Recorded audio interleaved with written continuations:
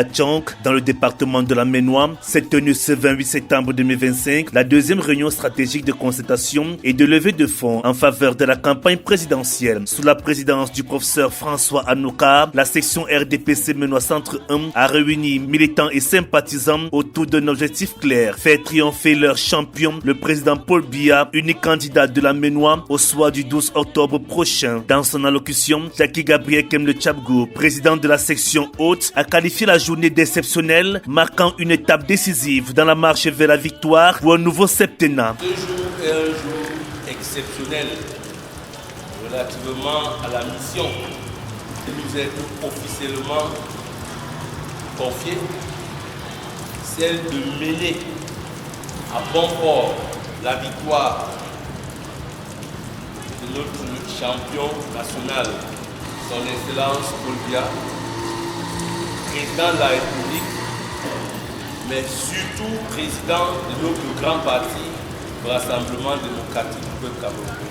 C'est un objectif noble et nous pensons que nous avons la capacité et les moyens pour pouvoir atteindre cet objectif. Le RDPC, a-t-il précisé, affine ses âmes et articule sa stratégie autour de 4 piliers fondamentaux: le rassemblement, la modernité, la campagne de proximité et la persuasion. Professeur Jacques Bipélé, délégué à la formation de la section Ménois Centre 1. Pour pouvoir bien mener cette campagne, en termes de technologie, on met l'accent sur 4 éléments fondamentaux.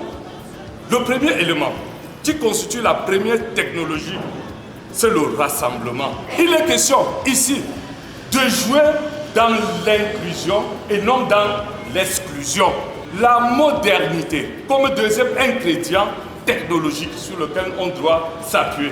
Il est donc question ici d'utiliser les plateformes appropriées, pas pour insulter, non, pas pour provoquer, non, mais pour faire la convergence et la cohésion fédérée autour de la victoire du RDPC.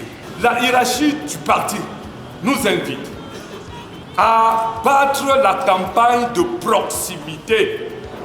Cette campagne de proximité renvoie à ce qu'on appelle le porte-à-porte.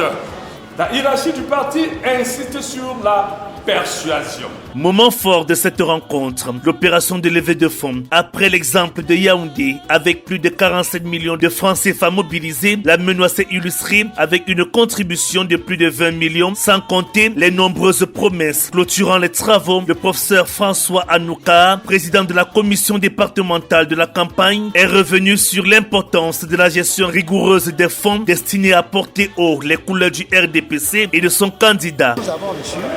Nous allons la dispatcher aux commissions communales, qui sont les structures opérationnelles, c'est-à-dire celles qui font le corps à corps, n'est-ce pas, avec les différents électeurs, selon un barème que nous avions souvent appliqué et qui tient compte du poids électoral de chaque commission communale. Donc immédiatement après cela, les fonds disponibles vont être répartis par notre chargé de mission qui a été délégué à ces fonctions. Alors, qu'est-ce que nous faisons avec ça? Nous donnons aux présidents des commissions communales.